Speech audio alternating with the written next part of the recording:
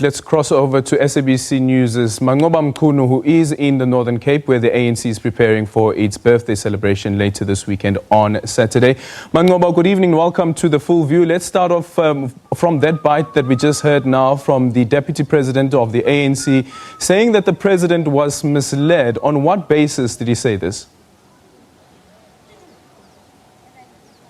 Well, of course, that is what he said earlier on when speaking to my colleague Samgelo Masego, confirming, of course, after he was asked about this, whether or not he was misled at the fact that load shedding will only resume after the 13th of January. And, of course, his answer was that he was misled. And he says that he insisted on this issue of maintenance. And interestingly, Aldrin, this is the same issue that the President also raised when he did visit to one of the communities here at Rhodopod, where he spoke of the issue of maintenance at Eskom being the major contributor to the power crisis that we currently find ourselves in. He even went as far as saying that some power stations, such as Kusile, the new power stations, Kusile as well as Medupi, also have been experiencing many teething problems, have been tripping, and that's the reason he says we've found ourselves in this particular situation that we find ourselves in. Well, you'll recall that there's been numerous attempts to try and get reaction from the President himself. We too tried to, see if we could speak to the President to get his reaction on what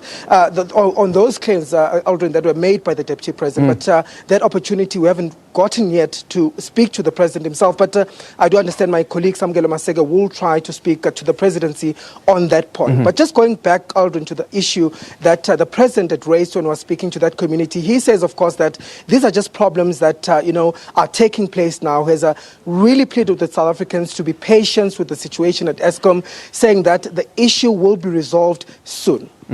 Manqoba, I'm going to take you back to what the Deputy President said. Using the word misled, for me, politically, is such a strong word. And some people may even argue that it could be divisive. I don't know, from your angle or from the people that you've spoken to and from some of the reaction that you've received, what have people said about these remarks from the Deputy President? Well, certainly, Aldrin. I mean, there are many ways to look at it in terms of that. I mean, these are serious allegations, if you put it in that sense, looking at the fact that, the President was misled. And I think the question many are asking is that, many of the people that have been asking is that, was it deliberate that he was misled? It has, of course, other implications when it comes to that. But, that's a question that, my colleague Samgelo Masego is posing. He's hoping to speak to the Presidency on that, also trying to find some answers as to whether, to what extent the President was misled and whether or not actually the Minister of Public Enterprises as well was also, part of this, campaign, or sort of not campaign per se, maybe campaign is not the right word, but was part of those people that actually misled the President when it comes to this issue. Yeah, certainly. Let's just quickly go to the press briefing that was earlier on by the Secretary General of the party, Ace Magashule. What did he have to say about unemployment, knowing that currently the unemployment rate standing at around 29.1%? Does he really believe that the ANC's January 8th statement will give some sort of plans and a way forward on how the country can get out of this sinking hole?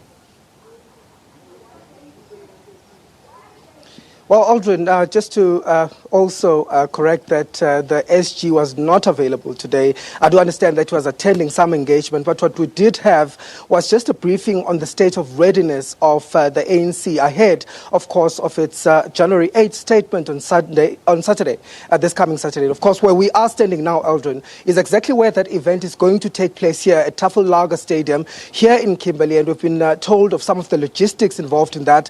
25,000 people expected to come here, to flock here.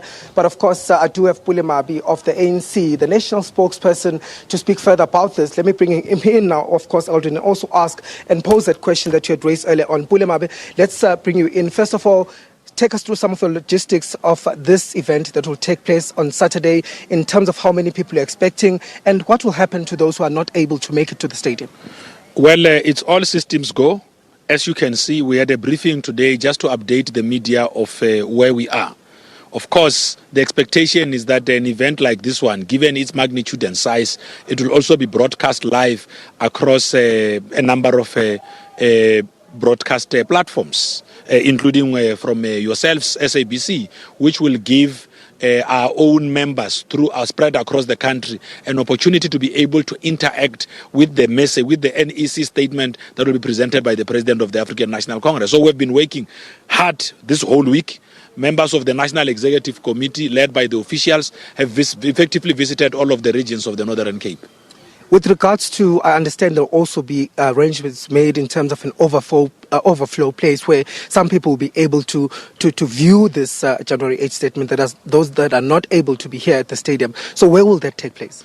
Well, there is an overflow facility just behind the grandstand, but there are also other public viewing areas. We went to see one today in Khalishiwi earlier on at it's an ICASI Expo Center. We went there with the Treasurer General earlier on, and I'm sure that the region and the regions here in the Northern Cape would have also organized themselves in that way to be able to make sure that those that can't make it to the stadium can be able to still have the means and ways to interact with the January 8th statement. Of course, Pule, one of the issues that has been raised by communities here, especially when the president was interacting with them, was the issue of unemployment, youth unemployment. Is this something that this statement will also address? Of course. I mean, it's very important that all of our people pay attention on the statement of the National Executive Committee that the President will be presenting on Saturday. There are key areas and a number of interventions that as the ANC will be outlining through this occasion of the January 8th statement. Okay, thank you very much, Pule. We're out of time. Pule Mabi of the ANC here, the national spokesperson of the ANC, speaking to us there, Eldrin, outlining some of the plans for Saturday's events that are expected to take place here. 25,000 people expected here. And of course, the stage is set, as you can see behind me. Thank you so much.